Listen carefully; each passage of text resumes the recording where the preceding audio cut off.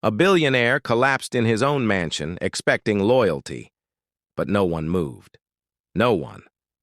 Except a quiet gardener's daughter with dirt on her hands. She was invisible to the world, just a gardener's child, until the day she saved a man. Worth billions. But this wasn't an accident. It was a test, and neither of them would leave unchanged.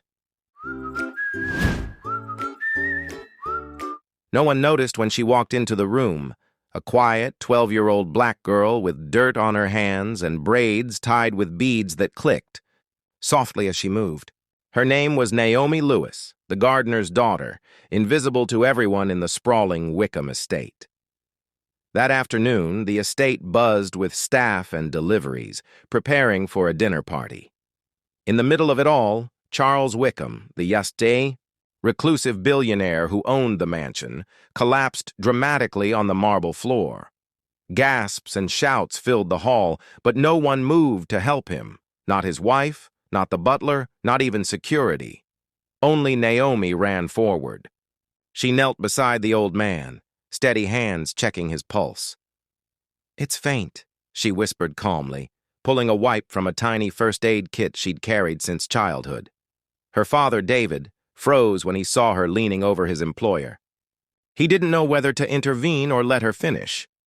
Charles heard her voice as he feigned unconsciousness. She wasn't panicking. She wasn't afraid. She was saving him. When he finally woke, Naomi stepped back, silent and unnoticed, except for a few judgmental whispers. She shouldn't have touched him. Just a gardener's kid.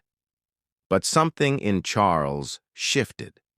This wasn't how he expected the scene to play out. He had staged his fall to see who truly cared. He didn't expect a child to be the only one with compassion. The next day, Naomi returned with her father, ignoring the stares and whispers. Staff gossiped that she was too forward, but David defended her. She did what was right. Doesn't matter where she stood. Naomi remained quiet, tending roses with precision, her silence speaking louder than any defense. Charles watched her from the porch. "She doesn't even know how powerful she is," he murmured. The housekeeper explained Naomi's story. Her mother had passed away when she was 6, and she had been raised with dignity by her father. She read books from the mansion's library, always returning them untouched. That night, Naomi confided in David. "If I had lighter skin, would they treat me differently?" He hugged her tightly. "Maybe, but their blindness isn't your burden. Keep being who you are without apology." Weeks later, Charles invited Naomi to meet him privately.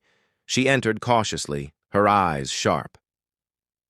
"You're going to fall again, aren't you?" she asked. "How did you know the first time was fake?" "You were breathing too steadily," she said softly. "And you clenched your jaw. You didn't want help. You wanted proof." Charles had no time to respond before fate intervened. He tripped for real this time, hitting the floor hard and gushing his forehead. Naomi didn't hesitate. She used her ribbon to stop the bleeding, calming him until help arrived. Later, she hid in the library, shaken but composed. When the housekeeper found her, Naomi said, "Please don't thank me. I didn't do it for praise. I did it because it was right." That night, Charles couldn't sleep. Naomi's courage haunted him, not as a lesson for her, but for him.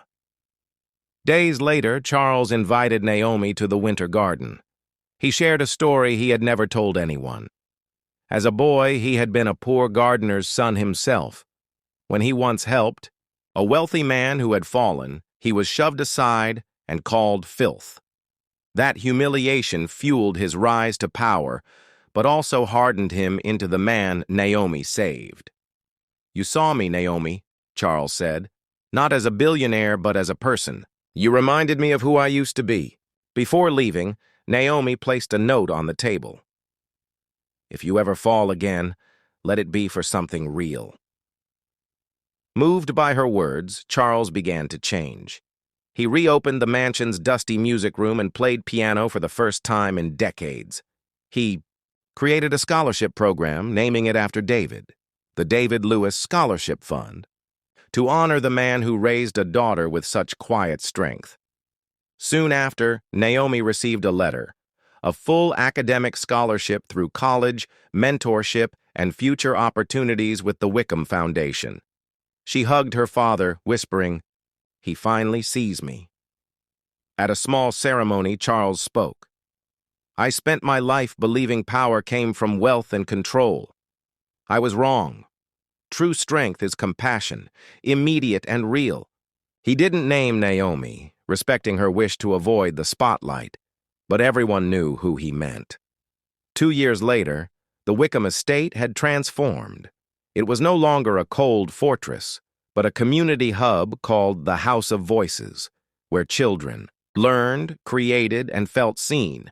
David taught gardening classes, and Naomi mentored other kids, carrying her well-worn notebook filled with poetry and plans. During the Foundation's first showcase, Naomi stood at the podium, wearing the same ribbon she'd once used to stop Charles's bleeding. "I used to think I was invisible," she began. "I wasn't trying to be brave, I just didn't want someone to die alone. That day, everything changed, not because a man fell, but because he decided to rise again, for real." Her words brought the room to silence, then thunderous applause. Later, Charles told her, "I'm giving the mansion to the Foundation permanently." "What should we call it?" Naomi smiled. "The House of Voices, so no one has to scream just to be heard." Years later, Naomi's notebooks continued to fill with dreams, while the mansion buzzed with life. Children who once felt small found their voices there. She wrote in her newest notebook, "One day, a man pretended to fall to test me, but I didn't just pass the test. I helped him rise for real. Now together, we help others find their voice too."